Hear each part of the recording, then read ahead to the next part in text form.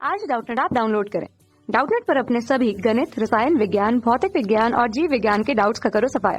बस प्रश्न की फोटो खींचो, एक ही प्रश्न को क्रॉप करो और तुरंत वीडियो सोल्यूशन पाओ।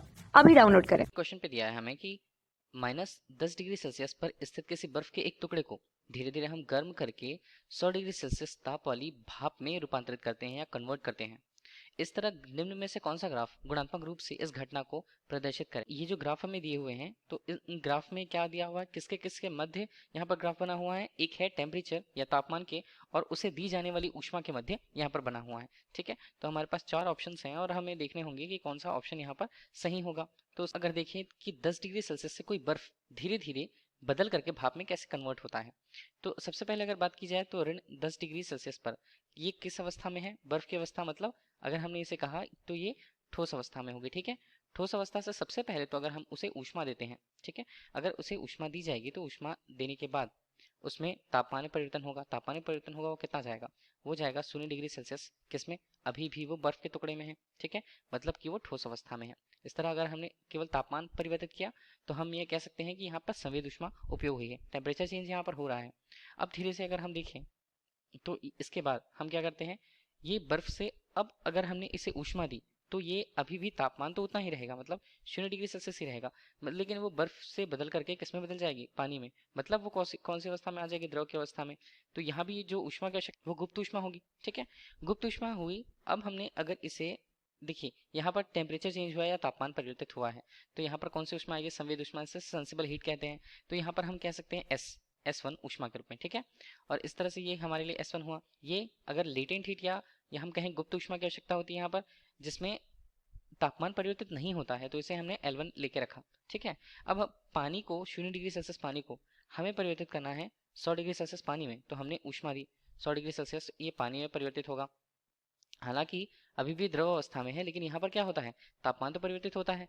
तो तापमान परिवर्तित हुआ, कौन सी ऊष्मा यहाँ पर आएगी, यहाँ पर आएगी संवेद ऊष्मा। तो संवेद ऊष्मा के लिए इसे S2 के रूप में प्रदर्शित कर रखा हमने। ऊष्मा दें तो ऊष्मा देने पर क्या होगा, इसका तापमान तो नियत रहेगा, तापमान उतना ही रहेगा, कितना, 100 डिग्री सेल्सियस। अभी 100 डिग्री सेल्सियस से अब ये बदल चुका है भाप में। तो भाप कौन सी अवस्था होती है, भाप पानी के लिए उसकी गैस अवस्था होती है। तो अवस्था यहाँ भी परिवर्तित हुई, लेकिन हम कह सकते हैं कि अगर भाप में परिवर्तित हुआ है और यहाँ पर तापमान चेंज नहीं हुआ है तो यहाँ पर गुप्त ऊष्मा लगी। कौन सी गुप्त ऊष्मा, यहाँ पर वाष्पन की गुप्त ऊष्मा लगी। इसे L2 के रूप में प्रस्तुत कर रखा हमें। ये ऊष्मा की मात्राओं को बता रहा है। कुल रूप से ऊष्मा कैसे चेंज हुई है वो हमें देखना है। यहाँ से O से P तक एक यहाँ प्रोसेस जो हुआ था, प्रक्रम हुआ था O से P तक, उसके लिए S1 ऊष्मा की आवश्यकता थी। P से Q तक जब ऊष्मा की यहाँ पर आवश्यकता है वो L2 थी। इस तरह से S2 अगर हम देखें तो S2 क्या है, यहाँ पर फिर से ऊष्मा की आवश्यकता हुई, कहाँ से, Q से R के बीच में। और अगर हम कहें यहाँ से कि R से यहाँ पर T है। ठीक है, ये नेक्स्ट या अंतिम प्रोसेस है, ये हमने समझ लिया। अब इसमें हमने देखा कि कहाँ कहाँ तापमान परिवर्तित नहीं हो रहा है। तो हम 0 डिग्री सेल्सियस से 0 डिग्री पास यहाँ पर देखें तो यहाँ पर तापमान परिवर्तित नहीं हो रहा है। तो यहाँ पर हमें ग्राफ जो मिलना चाहिए, तापमान परिवर्तित नहीं हो रहा है तो तापमान के सामने हमें मिलनी चाहिए। तो ठीक है, PQ से हम देखें तो PQ के लिए सामने हमें कौन सा मिल रहा है, यहाँ पर PQ, ये गलत होगा हमारे लिए B, क्योंकि हमें रेखा सीधी नहीं मिल रही है।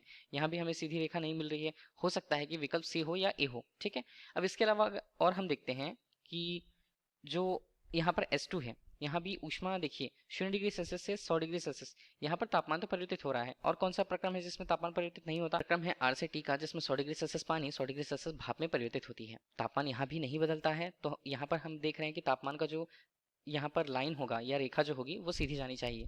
मतलब अगर तापमान वाले अक्ष से देखें तो उसके लंबवत होना चाहिए वो।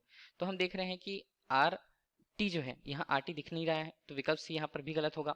हम देखें तो पी क्यू एक सीधी रेखा जानी चाहिए टी के लंबवत, तो टी के लंबवत यहाँ पर पी क्यू सीधी रेखा जा रही है।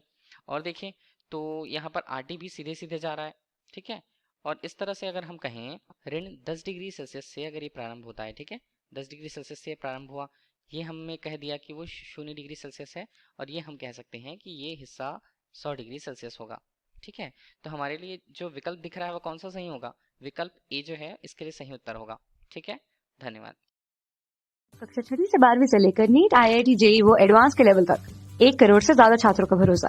आज ही डाउनलोड करें डाउटनेट ऐप या व्हाट्सएप करें अपने सारे डाउट्स 8400 400 400 पर।